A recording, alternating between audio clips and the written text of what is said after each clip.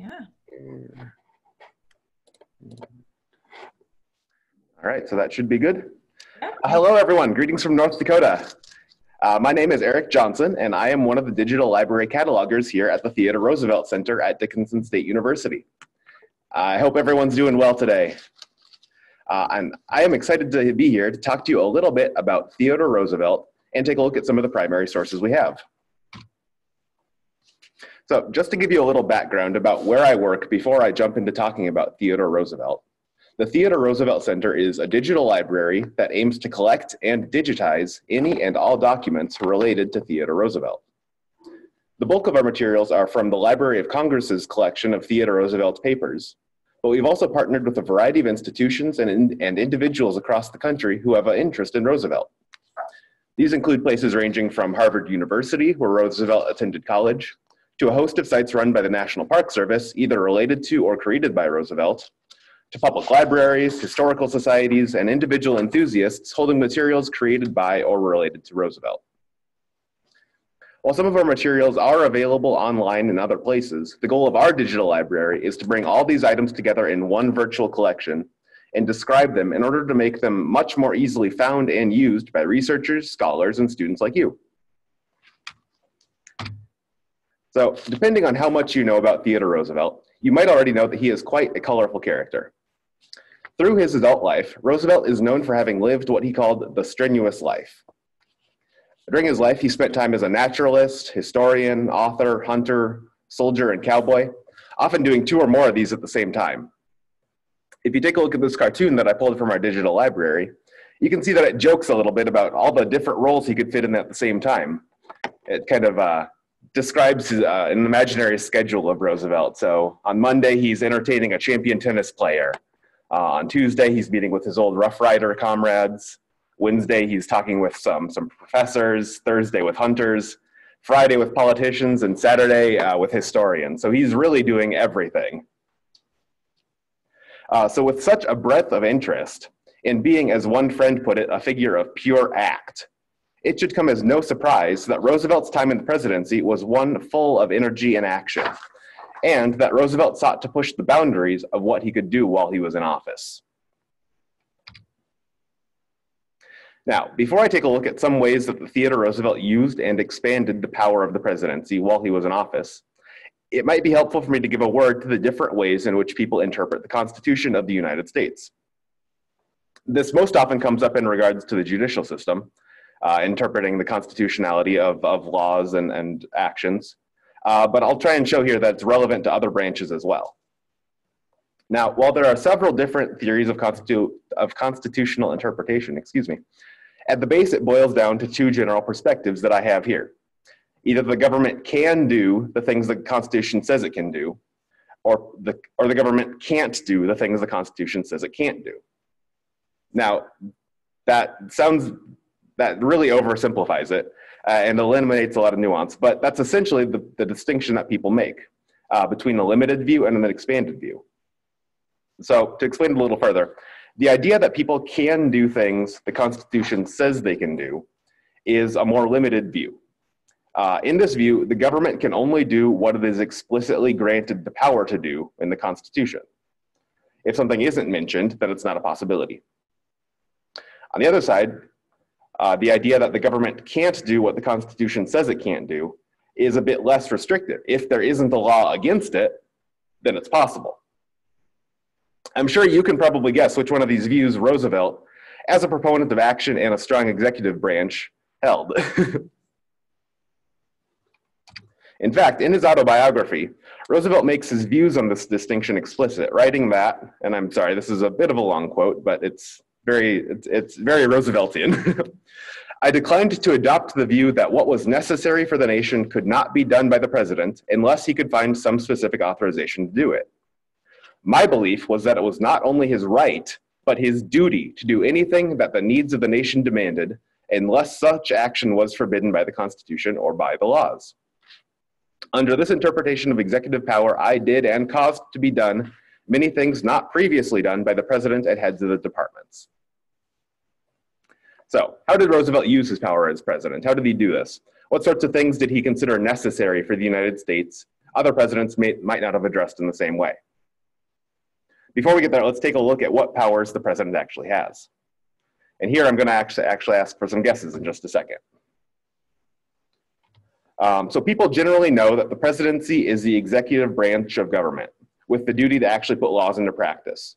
But do any of you have any ideas what specific powers the president is granted by the Constitution? If anybody has any guesses, I'd be happy to hear them. Yes, I see a couple people have unmuted. I see Galileo, Idaho 5th grade. Okay, so what was your grade? And veto a law, commander in chief. Yeah, veto a law. Sign laws. Good, yeah, I think they're a little quiet, but I heard a lot of good ones. I heard veto laws, I heard commander in chief. Good, those are two that I'll be talking about. Anybody else have any ideas?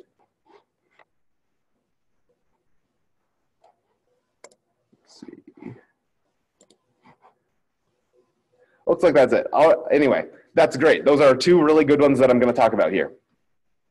So if we actually look at the Constitution, there are a couple different sections that talk about what the president can do. As I already heard mentioned, Article 1, Section 7 says that once Congress passes a bill, it will go before the president to either sign or veto. Article 2, Sections 2 and 3 lay out several more powers, including that the president's the commander-in-chief, which I heard. That the president has the authority to appoint heads of federal departments, that the president can receive ambassadors and make treaties, that they should give State of the Union addresses and recommend legislation to Congress. And most broadly here, the point that I have at the bottom, that the president shall take care that the laws be faithfully executed. Hey, Eric. Yes. Southside Elementary said the power of pardoning. Is that one of Power of pardoning, that's a good one. And that's one that I actually forgot to put on this list. That's a good one. Cool. Thank you. I don't have chat right up here on my screen, so thank you. No worries. That's what I'm here for. So excellent. That's another great thought. So anyway, as you can see, the powers given to the president are at the same time somewhat narrow. They appoint heads to federal departments, they receive ambassadors, they pardon people, but they also are extremely broad, just having the power generally to take care that the laws be faithfully executed. Of course, the president also has some powers that are not specifically enumerated in the Constitution. So the last point that I mentioned on the previous slide, taking care that the laws be faithfully executed, has in practice given presidents the ability to make executive orders and proclamations, which I have here under the political side. Additionally, by virtue of holding the office of the presidency, the president has several kind of more personal powers just due to the influence that they have. Simply by holding the office of the presidency, they're often kind of de facto one of the heads of their political party, which allows them to set the tone of their party's political aims. And while the president is given the power to suggest issues for Congress to debate or make legislation about, they are also able to use what Theodore Roosevelt called the bully pulpit to communicate with the nation as a whole and drive discussions across the whole country. By doing this, they're able to make their policy goals the focus of conversation across the nation, and then have the citizens contact their legislators and really push to get their goals pushed through Congress.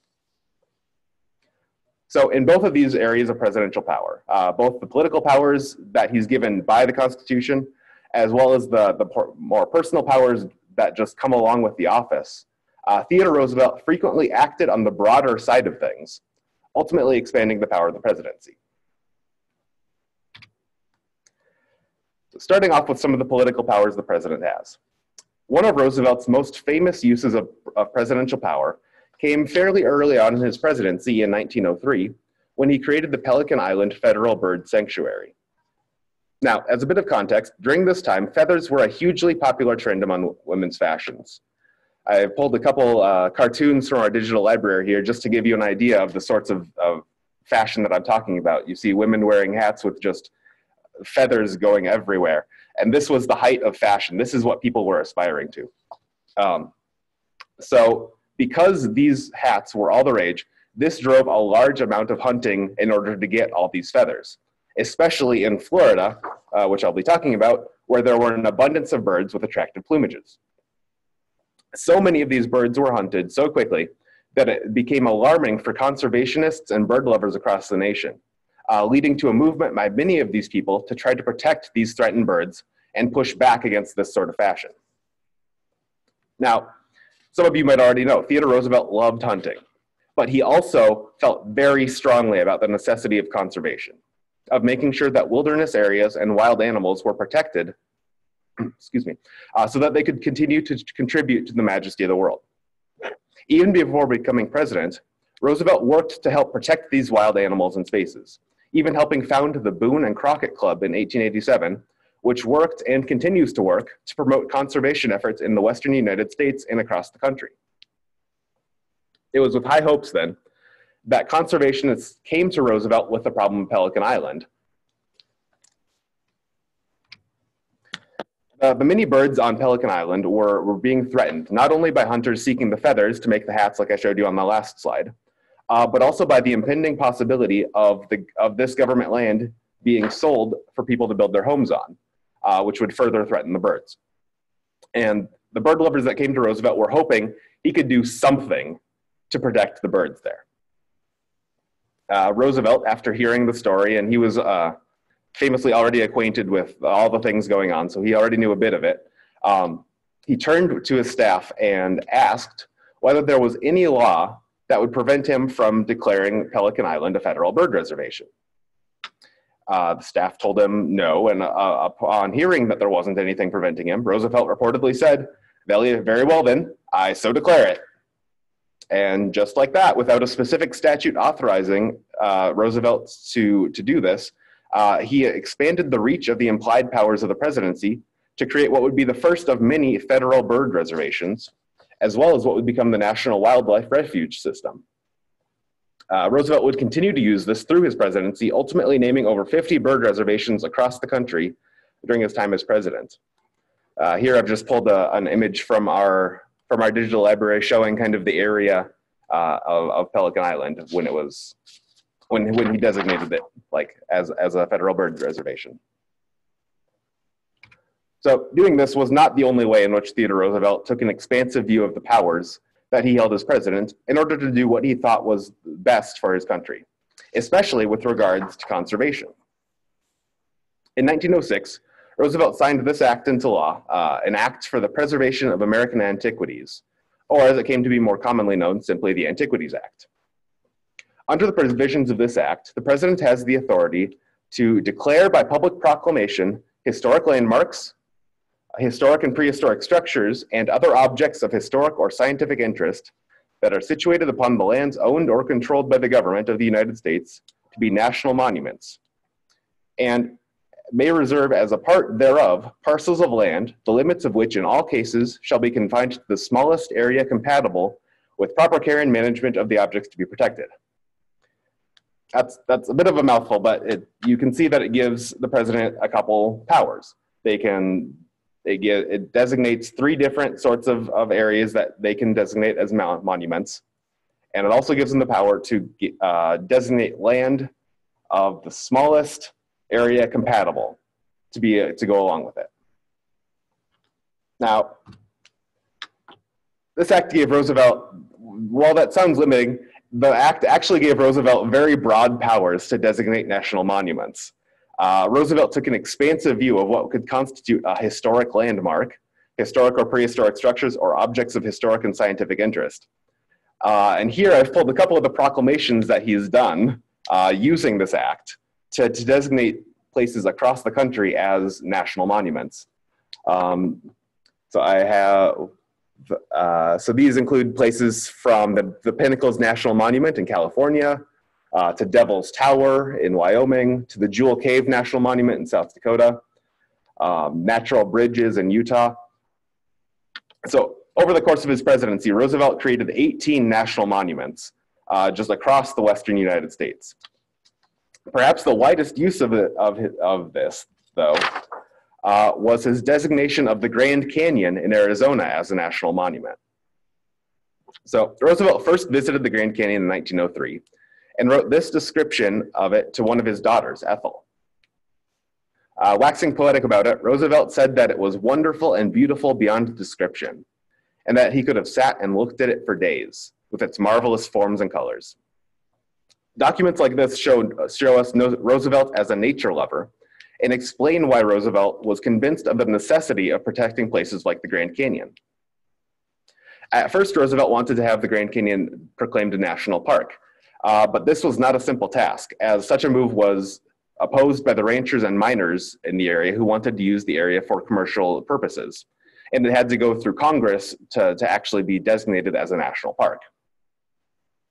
So after 1903, it sat in Congress for a while. It was getting tied up, but by early 1908, Roosevelt had become so impatient with just this maneuvering in Congress about whether to designate the area as a national park that he decided to take matters into his own hands.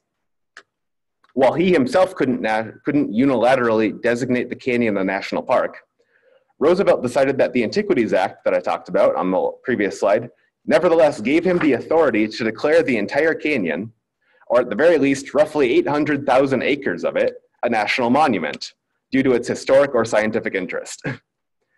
I would classify that as a bit of a loose designation of what the smallest possible area might be. Don't you agree? To Roosevelt's mind, the Antiquities Act gave him a powerful, flexible tool that he could use to protect and preserve sites across the country. And while the Grand Canyon was perhaps his largest use of this, he created, as I said, 18 national monuments just stretching across the entire American West. So throughout his presidency, in fact, Roosevelt used the power of executive orders liberally. While many of his orders related to his ideals of conservation, like I've shown you on the previous slides, allowing him to, for example, to declare or expand 150 national forests during his time in office, many of his orders dealt with more mundane facets of government, such as setting some rules regarding aspects of civil service work, allowing people to be appointed to certain positions, and so forth. Well, all of these things are things that the president has the ability to do. This graph here, one point that really showcases Roosevelt's expansion of the powers of presidency, is the sheer number of executive orders that he used. Now, I know graphs aren't necessarily always the most interesting, but this, I think, just really illustrates how much Theodore Roosevelt expanded the use of executive orders while he was in office. Now, Theodore Roosevelt is not the president who used the most executive orders, as you see in the spike there. That's actually his fifth cousin, President Franklin Delano Roosevelt. But if we look at the trends of presidents through history, you see starting on the left side here with George Washington, I think he issued maybe 3 executive orders, and it kind of continues along in double digits, certainly. The little jump there between the 15 and 20 you see is President Ulysses S. Grant, who prior to Roosevelt had held the record with 217 executive orders. And then we get to Roosevelt, who used almost 5 times as many as that, with 1,081 executive orders in his presidency. So you can see, Roosevelt really showed how an active president could use his powers and expanded how future presidents would use executive orders. Grab a quick drink, excuse me.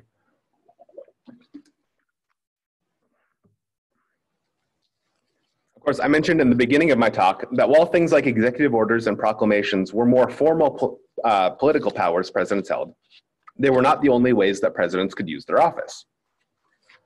In addition to these more official powers, the president has the authority that stems more from the status of their office, rather than from the powers explicitly given to that office.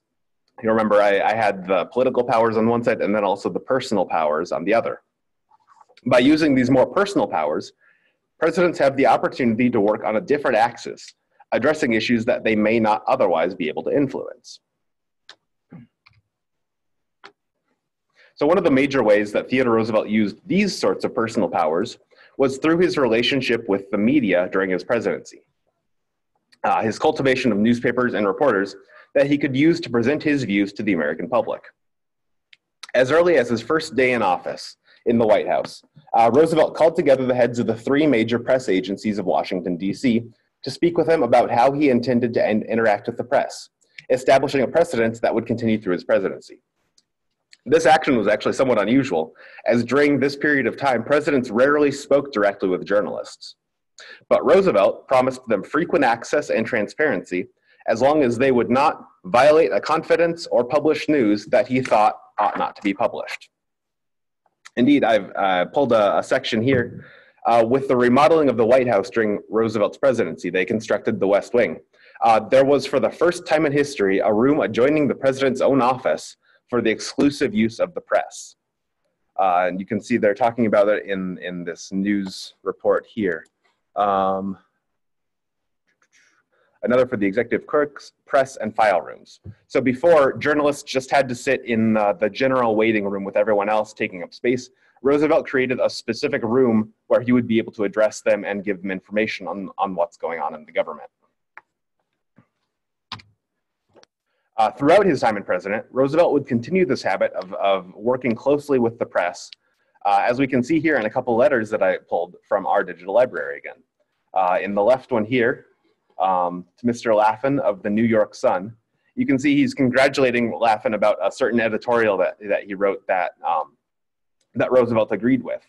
And in this last paragraph, you can see that, remember that whenever you care to come on here, I shall be very glad to see you and to discuss the Monroe Doctrine and lots of other things too. So here's Roosevelt talking with a journalist, responding directly to one of this journalist's editorials and inviting him essentially to come to the White House and speak. On the right side, we see a letter from Roosevelt to a Dr. W. Seward Webb. And Roosevelt on this one is actually writing on behalf of a newspaperman. I believe I read this earlier. He wishes to lay a business proposition before you in connection with the ownership of 2 papers. So the newspaperman was trying to sell 2 papers. Roosevelt is acting kind of as a go-between for this newspaperman, just presenting the opportunity. And this was not done necessarily before Roosevelt was president. Roosevelt had this very close tie with journalists. So by valuing the press so highly in examples we can see like these, Roosevelt was able to connect much more directly with the American public, allowing him to drive conversation on such policy issues as the breakup of industrial trusts and railroad rates. This also allowed the entire Roosevelt household to become the first family of the nation, with people nationwide keeping abreast of the various going-ons of the Roosevelt children. Here we can see an article, Mrs. Roosevelt and her children, just presenting a look at what goes on in the White House. This would go out across the entire nation, letting people kind of get an inside look into how the Roosevelt family functioned and really creating a more personal relationship with the president than many others had had. This connection and approachability that these press relations gave contributed in no small part to Roosevelt's popularity, which we see by the many, many letters we have in the digital library of people across the country writing personal letters to Roosevelt. Now, Roosevelt being Roosevelt did not simply limit the personal powers of the presidency to domestic affairs. Instead, he also used his personal influence on the international stage. This came into play in a variety of instances, but it perhaps best illustrated through his mediation of the end of the Russo-Japanese War. So in the early 20th century, Russia and Japan were both engaged in territorial expansion in Asia. Japan sought to have a much larger role in the Korean Peninsula and expand its sphere of influence, while Russia was trying to increase its activity in Manchuria in northern China in order to get better access to a port. So these rivaling territorial ambitions brought Russia and Japan into conflict. And in early 1904, Japan declared war on Russia with a quick strike at their fleet from Port Arthur. The following month shocked much of the world as the Japanese Navy and armies achieved victory after victory against Russian forces. And here the map that I've actually pulled out is showing some of the battles that happened. I believe this is the Korean Peninsula here, and just kind of showing all the different positions of armies and battles that had happened in 1904. To this point, the Russian armed military was still ranked among the great world powers. So its defeats, and especially at sea, decisive defeats by Japan, were very significant. The Battle of Tsushima in May 1905 in particular saw the complete destruction of the Russian Baltic Fleet, which had been sailing for over half a year in order to reinforce the Pacific Fleet. This was so one side of the conflict that Roosevelt says it may more appropriately be called a rout and a slaughter instead of a fight. At the same time that Russia was suffering all these defeats, however, Japan was approaching the limit of its ability to afford pursuing a war. It was running out of money. Even though it had just recently industrialized, that takes a lot of money, and it's a small island country compared to Russia. This kind of drove Japan to quietly explore options for negotiating an end to hostilities. Even though they were winning all the battles, they knew they couldn't keep this up. So shortly after the battle, after the Battle of Tsushima, Roosevelt was approached by envoys from Japan asking Roosevelt if he would act as a neutral party and see if Russia would come to the bargaining table to reach a peace treaty. Roosevelt, having followed the course of the war as it progressed, and having personally favored Japan's claims over Russia, also wanted to prevent too large a shift in the balance of power in the Far East, and was therefore open to this, eventually taking on the role of chief mediator between the two powers for the next several months. Here you can see the picture I have here is Roosevelt between the envoys of Russia on the left side and Japan on the right. So Roosevelt's really taking a personal role in trying to bring these two sides together. Acting through the American ambassador to Russia, Roosevelt made a personal plea to Tsar Nicholas II to come to the discussion table, doing this in such a way that would preserve the pride of both Japan and Russia. Roosevelt remained intimately involved in the preparations and discussions, meeting with both delegations multiple times, cabling the Tsar when necessary, and seeking to bring both nations toward an agreement that would end the war and leave both parties, if not happy, then at least satisfied with the arrangements. Roosevelt's ultimate success in this endeavor, with the signing of the Treaty of Portsmouth, led the Nobel Prize Committee to award him the Nobel Peace Prize in 1906, recognizing Roosevelt's use of his personal influence and the influence of the American presidency to bring about peace between these two warring nations. So what does this all mean? I've thrown a lot of facts at you, I've thrown a lot of things that Roosevelt did, and Roosevelt certainly pushed some boundaries of presidential power during his time in office. But how does that translate into an overall expanded power of the presidency?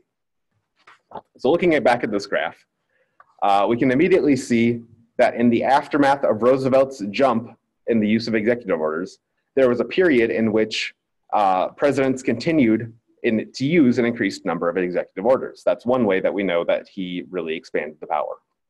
Now, to be fair, this was a period of history where presidents had to deal with a number of major events, including both world wars and the Great Depression.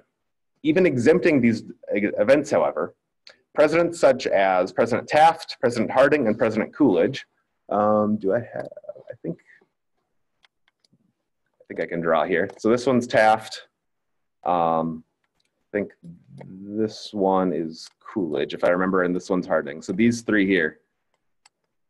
Even when there isn't a large war going on, these presidents still used a much greater volume of executive orders than many presidents before or after Roosevelt. Oops. I'll close that now. There we go. So many of these, as during Roosevelt's presidency, addressed a wide variety of issues.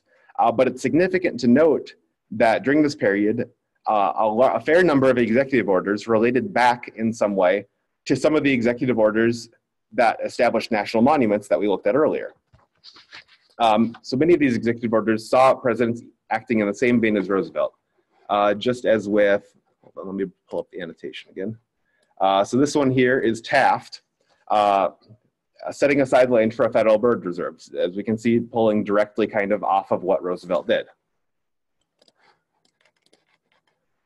This one here in the middle is kind of more responding to what Roosevelt did. So not acting in the same vein, but doing something, trying to counteract what Roosevelt did. So here, Woodrow Wilson is using an executive order to remove land that Roosevelt had set aside as a federal bird reserve. The third one here on the right is probably the most common in that it seeks to build upon what Roosevelt did. So not starting something new, not trying to undo, but trying to live up to what Roosevelt did. So in this one, President Calvin Coolidge is adding some land to the Chaco Canyon National Monument that Roosevelt intended to include but didn't. So really, this last one, the type on the right of adding places that Roosevelt wanted to but didn't, is the most common executive order that we have. So here I've pulled a couple showing just from presidents. We have Franklin Delano Roosevelt, Calvin Coolidge, Herbert Hoover, Harding. These are all adding lands to places that Roosevelt had started setting aside. So in Roosevelt's use of the executive order, we can see here a direct chain reaction almost of an expanded presidential power. So on the other side, looking at the personal powers of the presidency, we can similarly see presidents acting in ways reminiscent of Roosevelt in the years since his presidency. The legacy of Theodore Roosevelt's use of the power of the presidency to try to communicate with ordinary citizens is shown especially well in the actions of his fifth cousin, President Franklin Delano Roosevelt, who I have here, who would appeal directly to the nation 30 times through his presidency in his fireside chats. Through his use of the radio to speak directly to the American people, FDR sought to connect with and garner support from the general public, just as Theodore Roosevelt did through his use of the newspapers. Addresses such as FDR's first fireside chat on the bank holiday, when banks nationwide closed for several days in order to let them replenish their money supply, allowed him to speak directly to the public, to assuage the fears of the nation and directly address their concerns, and explaining the rationale for his policies, just as Roosevelt spoke to newspaper reporters who would then serve that function to the public. Even more recently, in the current day, we can still see echoes of this as presidents continue to adopt new platforms to speak directly to the public. On the international stage, meanwhile, we see some presidents shortly after Roosevelt similarly taking cues by playing personal roles in international relations. Here I've pulled a couple pictures of President Wilson attending the Paris Peace Conference to personally advocate for his 14 points in the wake of World War I. So just as Roosevelt took a personal interest in conducting diplomatic negotiations, so too did presidents following him. Perhaps the most direct parallel, however, comes in the 1970s, when President Jimmy Carter brought Egyptian President Anwar Sadat and Israeli Prime Minister Menachem Begin together and worked to arbitrate between them in an effort to produce what would become the Camp David Accords. President Carter, in his role as mediator, was able to personally communicate with and coax both leaders into an eventual agreement, which would ultimately lead to a peace treaty between Egypt and Israel in 1979, reprising the role that Theodore Roosevelt played in bringing about the Treaty of Portsmouth. Overall, through his belief that the duty of the president to act for the good of the nation in any way that was not prevented by the Constitution, Theodore Roosevelt used both political powers and personal influence that the office of the presidency gave him in order to expand what presidents could potentially do. For better or worse, Roosevelt opened to the possibility of presidents making increased use of executive orders, intervening in both domestic and international disputes, and connecting more directly with the media and general population. While many American presidents have used and expanded the powers of the office in various ways, I think you'll agree that Theodore Roosevelt represents a distinct shift in the expansion of presidential powers. Thank you very much. If we have any time left, it looks like we have a little while. I'll be happy to answer any questions you might have. Yeah, we definitely have time. Are there questions? I'll do my best to answer about anything. Doesn't have to be specifically about this. I might not be able to do everything, but I can certainly give it a shot. Well, while we're waiting for people to decide if they have questions, what are some other ways that presidents communicate directly with the public now compared to, you know, what Theodore Roosevelt did? Are you asking me or them? I'm asking everybody. Indiana homeschool, go ahead. The State of the Union address. Yep, they still use the State of the Union address. What are some other ways presidents communicate?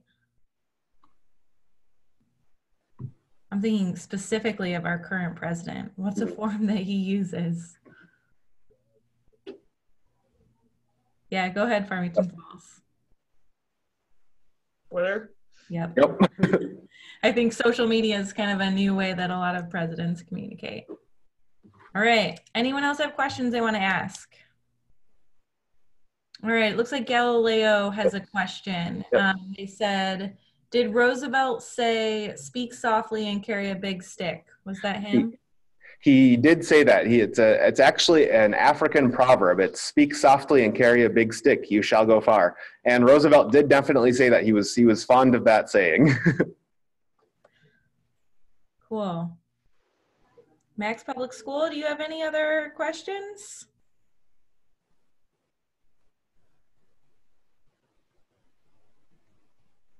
I can see you, but I can't hear you if you're asking a question. All right. Any other questions? Southside has a Yep. question. Go ahead. I think they're typing in the chat box. Yep, I've got it up on my screen, so I'm trying to keep an eye now. Cool. Well, while we wait for them, Eric, what's your favorite Theodore Roosevelt fact? If you had to pick your favorite trivia fact or something cool about him that you know. Oh.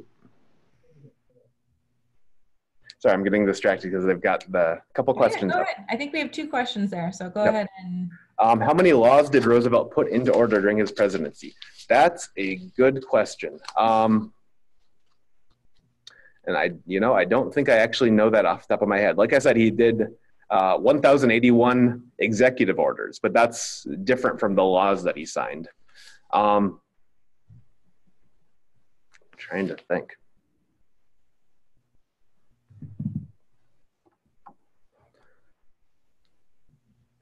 Not sure exactly how many laws, but I know that he made laws affecting kind of everything. The big ones were against trying to break up industrial trusts and dealing with railroad rates. And we have a lot of those online. And I see Galileo is asking, can we access digital resources from the university online? Yes, you can. Our resources are all at theodorerooseveltcenter.org, I believe. And there you can go and search and see all these letters, all the laws that we have, speeches, everything like that. So yes, they are absolutely there. They're searchable. Like I said, we try to describe them so they're easy for you to find. So you can either use just a basic search or an advanced search. You can search specifically for, I enjoy political cartoons, and we've got a lot of political cartoons up there. You can search specifically for that type of material. You can look for letters, things like that. Do I know anything about the Medal of Honor Theodore Roosevelt received? I know so that came from his days as a Rough Rider, and I believe he wanted to get it during his lifetime, but it was awarded posthumously, I believe, by Bill Clinton for his act as a Rough Rider in Cuba. How did he die? He passed away in his sleep. I don't remember the exact cause. But it was a peaceful death, one that you might not expect for someone who had such an active life. But he passed away in his sleep in 1919. Sorry, I was kind of jumping around there. I hope I got people's questions. Yeah, I think you got them all. Any other questions before we wrap up? All right. Well, thank you everybody for coming. We appreciate you joining us. Please check out our future sessions. They go through the end of March.